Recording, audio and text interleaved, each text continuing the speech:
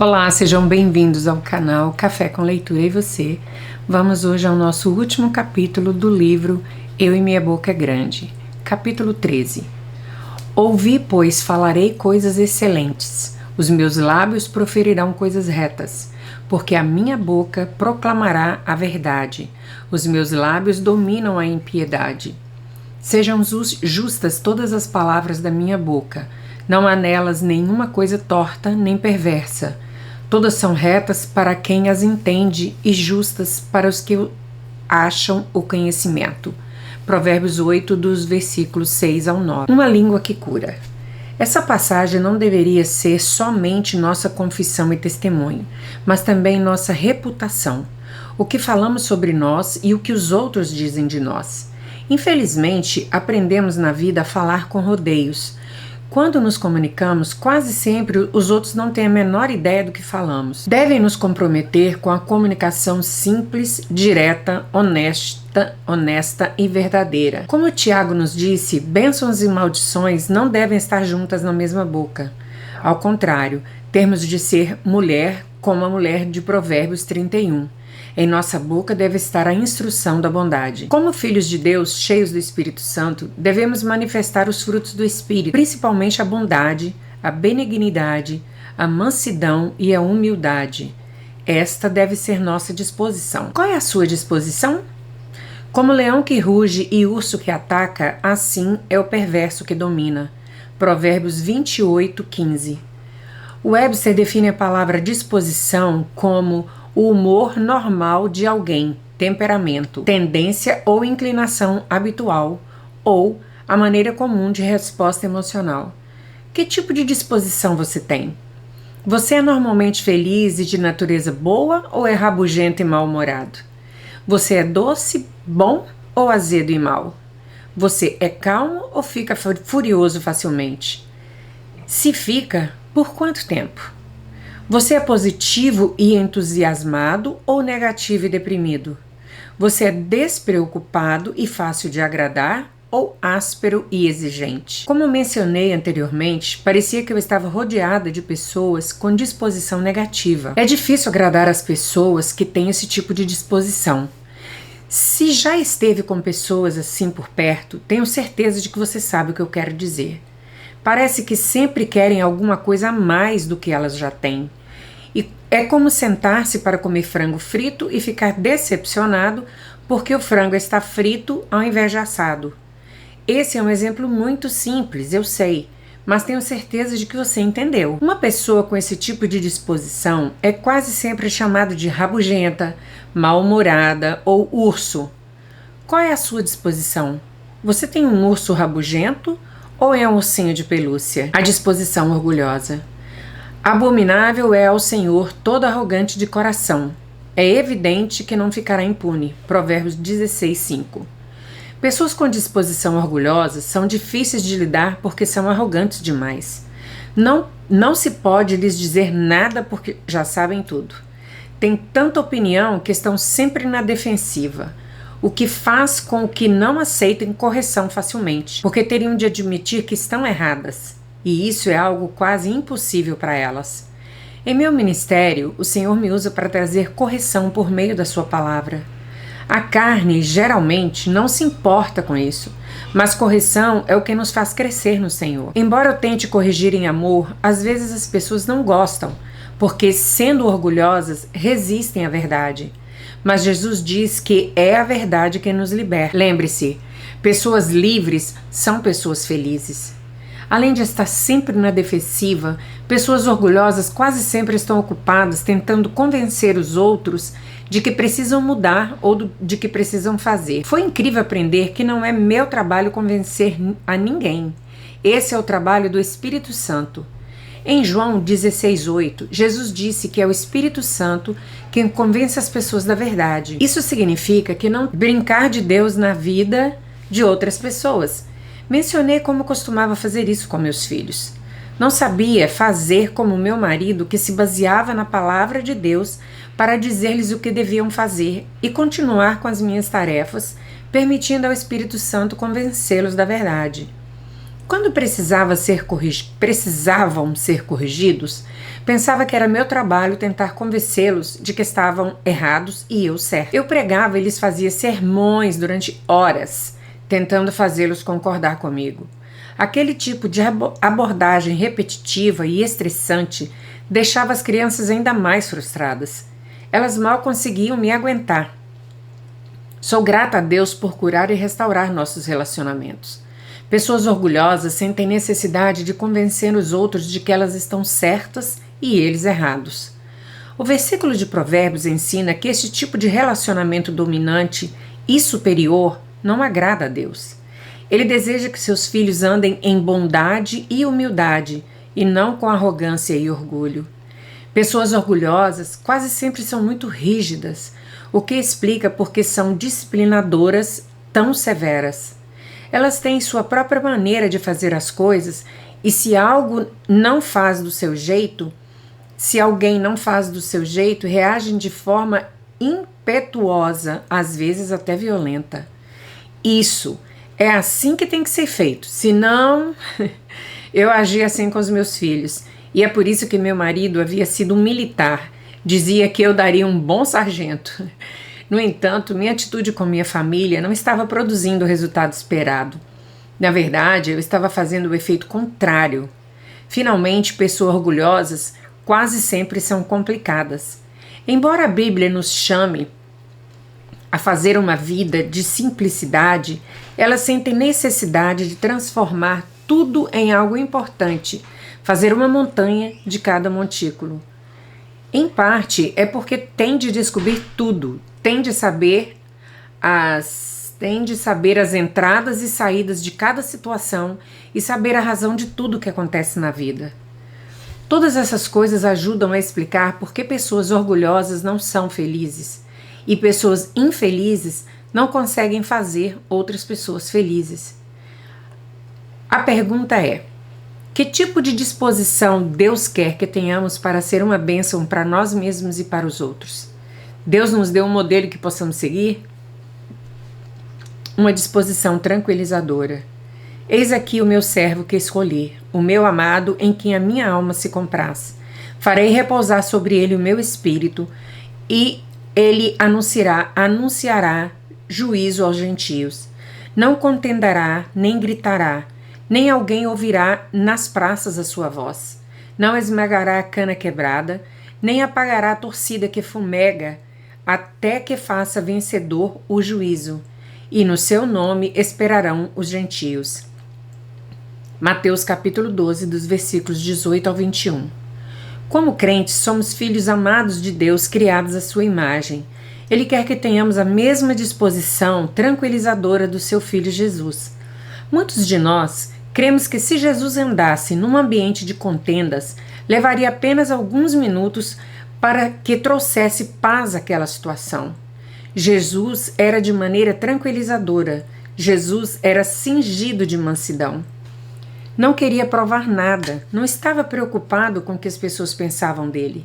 Já sabia quem era, por isso não sentia necessidade de se defender. Embora outros ficassem preocupados com ele, sua resposta era sempre pacífica e amorosa. Esse é o tipo de disposição tranquilizadora que Deus quer de mim e de você. Esse é o tipo de língua que Ele quer que tenhamos. Uma que traga encorajamento, edificação e exortação por onde quer que andemos. Somos assim ou somos rabugentos e cabeças duras? Somos humildes, simples e agradáveis ou orgulhosos, complicados e rígidos? Meu marido é uma das poucas pessoas que eu conheço que verdadeiramente tem uma disposição tranquilizadora. Ele é tão tranquilo que me impressiona. Ele pode estar pronto para um cochilo, mas se eu lhe pedir que vá à mercearia, ele dirá: claro, irei agora mesmo. Se fosse eu, posso assegurar-lhe que minha reação seria completamente diferente. Geralmente, pessoas com esse tipo de disposição são encorajadoras e exortadoras. Não importa o que esteja acontecendo ao seu redor ou o que os outros estão dizendo ou fazendo. Parece que elas sempre têm uma palavra de encorajamento e bondade para compartilhar com todos. Essa é a maneira que Deus pretende que sejamos. É para isso que Ele nos deu a língua. não para cortar pessoas em pedaços, julgar, criticar e condenar aqueles que discordam de nós. Como mensageiros de Deus, porta-vozes, embaixadores da paz, não devemos ser ásperos e duros, orgulhosos e arrogantes, rígidos e inflexíveis. Ao contrário, devemos ser tranquilizadores e mansos, simples e humildes, flexíveis e adaptáveis. Para ser da maneira que Deus quer que sejamos, seus representantes na terra, devemos nos despojar de nossa velha natureza e nos revestir da nova natureza, que é a natureza de seu amado Filho Jesus Cristo. Uma nova natureza, no sentido de que, quanto ao trato passado, vos despojeis do velho homem, que se corrompe segundo as concupiscências do engano, e vos renoveis no espírito do vosso entendimento, e vos revistais do novo homem, criado segundo Deus em justiça e retidão, procedentes da verdade. Efésios capítulo 4, do verso 22 ao 24. Na versão King James, a declaração de abertura do versículo 22 diz: despojai-vos concernentes à antiga conversação do velho homem. Embora a palavra grega anastrofe nessa passagem não seja mais traduzida como conversação, nas versões mais antigas, porque o significado dessa palavra em inglês mudou do tempo do King James, em que era comportamento. Ainda creio que haja uma ligação vital entre conversação e comportamento, que é um reflexo e expressão da nossa natureza.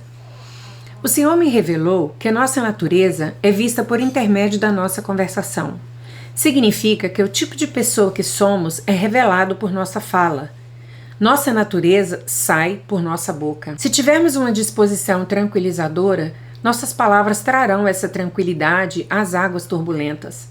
A Bíblia não diz que a resposta branda desvia o furor? Provérbios 15:1. Isso é verdade. Se tivermos a disposição de deixar nosso orgulho e permitir que o Espírito Santo trabalhe por nosso intermédio, como Ele quiser, em cada situação. Se estivermos dispostos a nos humilhar diante do Senhor em mansidão e obediência, como Jesus fez, então a mesma natureza que motivou suas palavras e ações transformará nossa natureza e trará tranquilidade à nossa vida e à vida de todos aqueles com quem entrarmos em contato. Jesus chamou isso de tomar seu fardo sobre nós. A natureza de Jesus. Vinde a mim todos os que estáis cansados e sobrecarregados, e eu vos aliviarei. Tomai sobre vós o meu jugo e aprendei de mim, porque sou manso e humilde de coração, e achareis descanso para a vossa alma, porque o meu jugo é suave e o meu fardo é leve. Mateus capítulo 11, versículo 28 ao 30. Para ter a natureza de Jesus e manifestá-la, precisamos saber qual é a natureza dele. Cada um de nós tem uma natureza diferente. Não há dois exatamente iguais. Nossa natureza também muda à medida que passamos por experiências e ciclos da vida. Com o passar dos anos, tenho visto a transformação em minha natureza e na do meu marido. Sou do tipo que tem uma personalidade briguenta. Pessoas com meu tipo de disposição são difíceis de agradar. Nada serve. Elas têm de transformar tudo em algo importante. Tais pessoas não são muito felizes. Os mais felizes são os que enfrentam bem as coisas. São fáceis de agradar e se dar bem. São do tipo, deixa o barco correr. São ajustáveis e adaptáveis. Tais pessoas quase sempre trazem tranquilidade às águas turbulentas.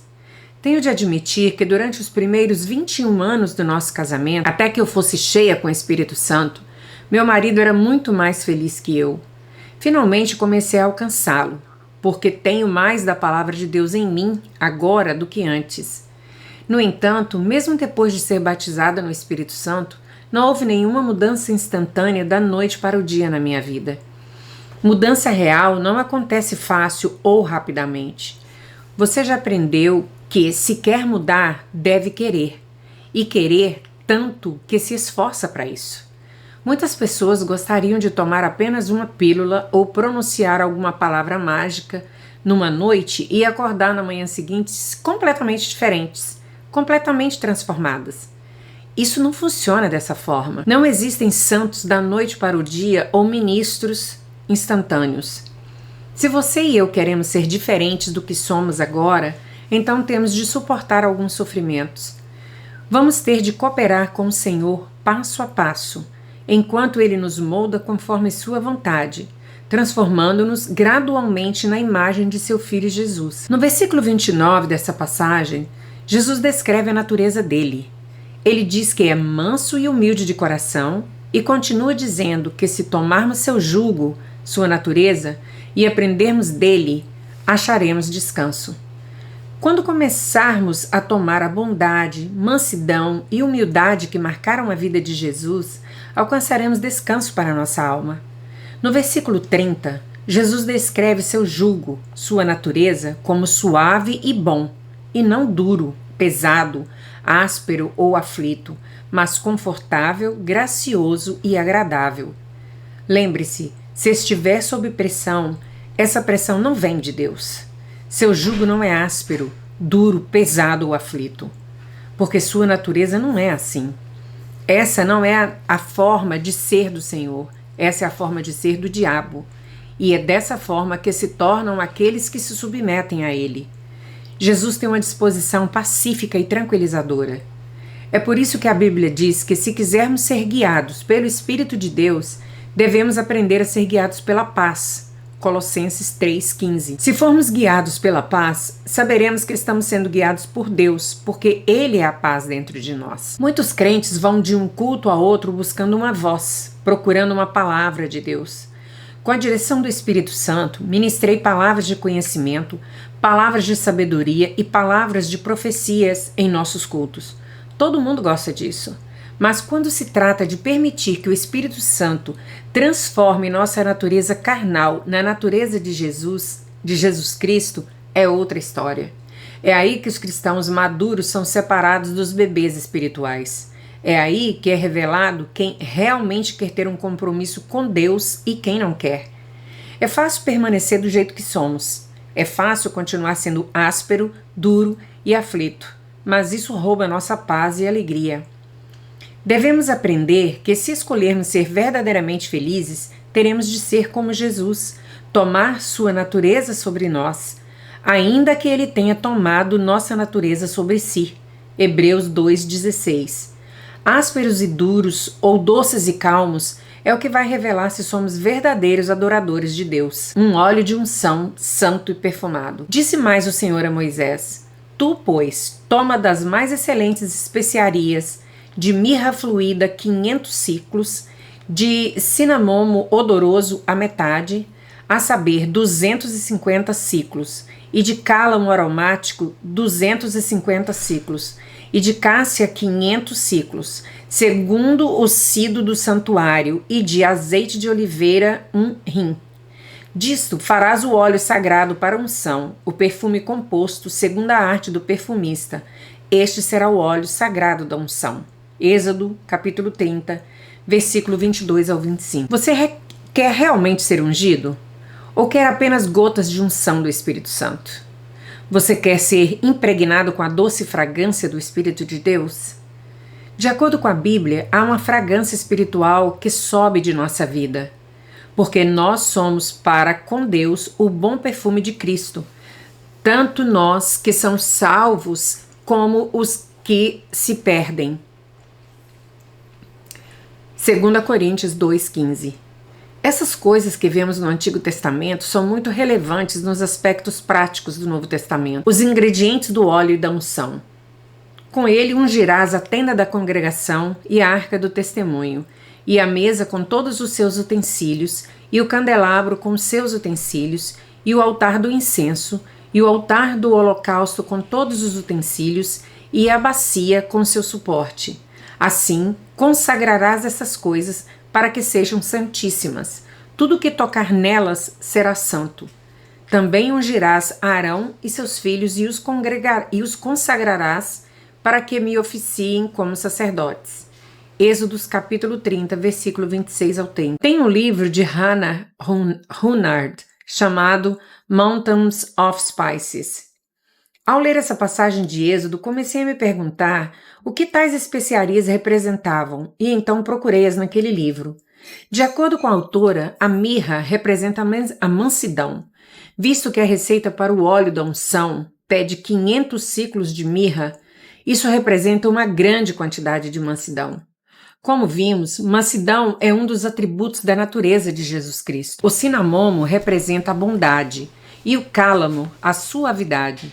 Então, se desejamos a unção de Deus sobre nós, teremos de ser impregnados de uma mistura de mansidão, bondade, suavidade e humildade. Cresça em Cristo e em amor. Digo, pois, que durante o tempo em que o herdeiro é menor, em nada difere de escravo, posto que seja ele senhor de tudo, mas está sob tutores e curadores até o tempo predeterminado pelo Pai. Gálatas capítulo 4, versículo 1 e 2. Devemos crescer e tornar-nos maduros em Cristo para reivindicar a herança completa que está separada para os filhos de Deus. No capítulo 4 de Gálatas, o apóstolo Paulo diz que quando um menor recebe uma herança, ela é entregue a um tutor até que o menor atinja a maioridade. Como herdeiros de Deus e co-herdeiros com Cristo, Romanos 8,17, temos uma herança em Cristo. Mas até que deixemos as coisas de menino e cresçamos, essa herança é guardada para nós pelo Espírito Santo. Só receberemos as bênçãos de Deus quando atingimos a maturidade suficiente para lidar com elas. Uma maneira de mostrarmos maturidade é pelo controle da língua.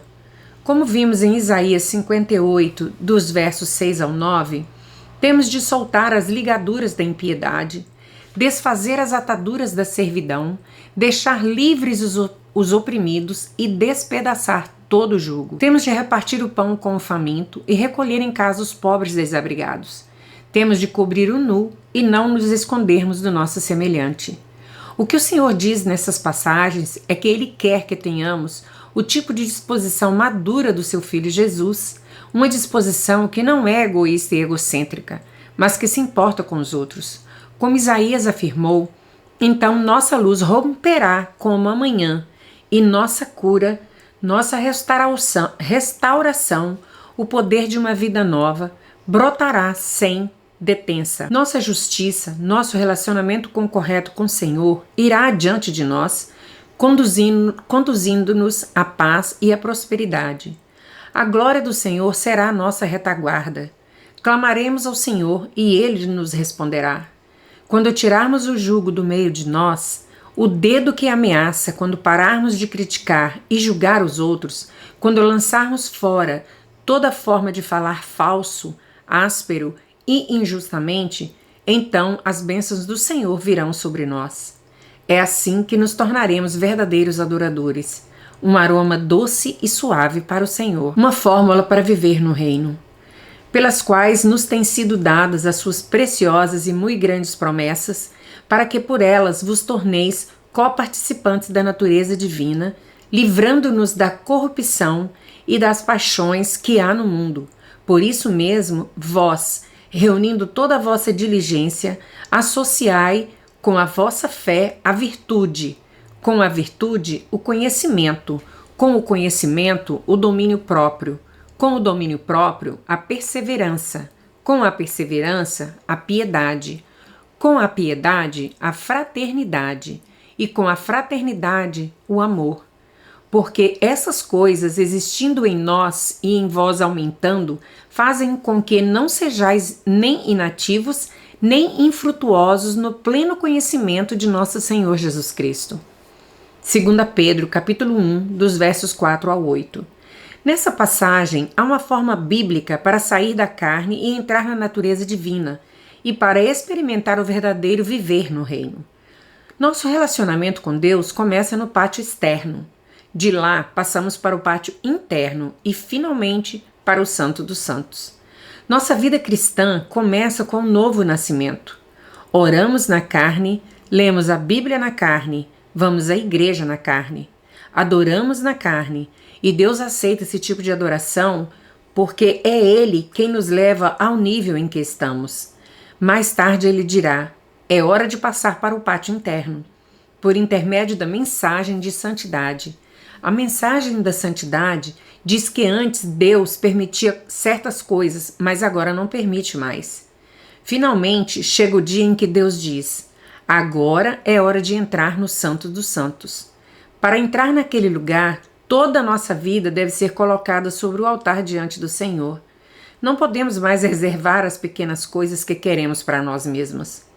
Devemos desistir de tudo por Deus e nos tornarmos verdadeiros adoradores em espírito e verdade. Isso significa que devemos estar prontos para viver diante de Deus como Ele deseja, confiando que nos dará a graça para isso. Filipenses 2,13. Nessa passagem, a primeira coisa que nos é dita é que devemos tomar as promessas de Deus e zelar por elas. Muitas pessoas estão paradas bem no início. Elas nunca vão além das promessas de Deus.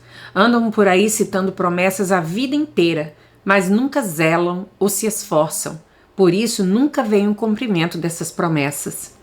Para crescer na verdadeira maturidade cristã e cumprir a vontade e o plano de Deus para a nossa vida, devemos decidir terminar a carreira que nos está proposta.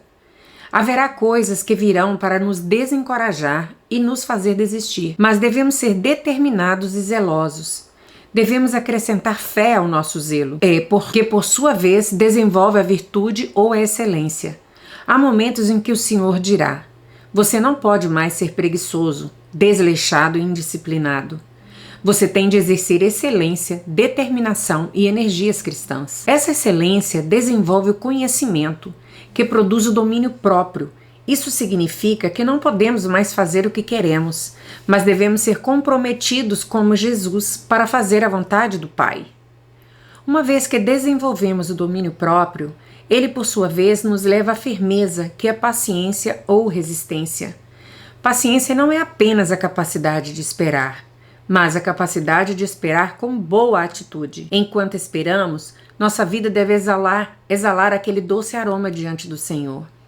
Com certeza, é mais fácil exalar um bom aroma quando as coisas estão indo do nosso jeito. E é muito mais difícil quando tudo está contra nós. Quando aqueles ao nosso redor estão tendo suas orações respondidas, enquanto as nossas próprias orações parecem não passar do teto. Nessas horas, pode parecer que Deus está surdo, que por alguma razão que não conseguimos entender, Ele se recusa a nos ouvir. Todos nós passamos por isso. O teste é: que tipo de fragrância exalamos enquanto esperamos? Nossa firmeza, nossa paciência e nossa resistência nos levam a algo chamado temor. É quando começamos a ser expostos a uma enxurrada constante de mensagens de santidade. Por quê? Porque Deus lida com cada virtude cristã, uma de cada vez. Ele está nos levando a algum lugar. Deus está nos levando para si mesmo, capacitando-nos a permanecer na sua santa presença. Ele está nos preparando para sermos usados por Ele no grande avivamento dos últimos dias. Depois do temor vem a afeição fraterna, que a versão King James chama de bondade fraterna. Esse tipo de afeição ou bondade fraterna produz o verdadeiro amor cristão, que é a tradução da Bíblia amplificada, da palavra grega ágape, que significa amor semelhante ao de Deus. Cingivos de humildade. Cingivos todos de humildade, porque Deus resiste aos soberbos. Contudo, aos humildes concede a sua graça. 1 Pedro 5,5. Na época em que comecei este estudo sobre a língua, o Senhor me revelou por intermédio dessa fórmula que eu estava certa sobre o ágape. Enquanto eu relembrava a minha vida até aquele ponto, pude ver que o Senhor me sustentou em cada um dos estágios de crescimento cristão. Agora ele dizia que era hora de fazer como Pedro declarou: cingir-me com a humildade de Cristo. Creio que Deus diz isso para cada um de nós. Devemos cingir-nos com um manto de humildade, mansidão, bondade e suavidade. Devemos usar esse manto no mundo, agir como Jesus, exalar um doce aroma e ter uma personalidade tranquila. Depois que recebi essa mensagem do Senhor, eu estava ministrando em uma reunião e no final do culto um homem veio até mim e disse: Sinto que esta será somente uma confirmação, mas tem uma palavra do Senhor para você.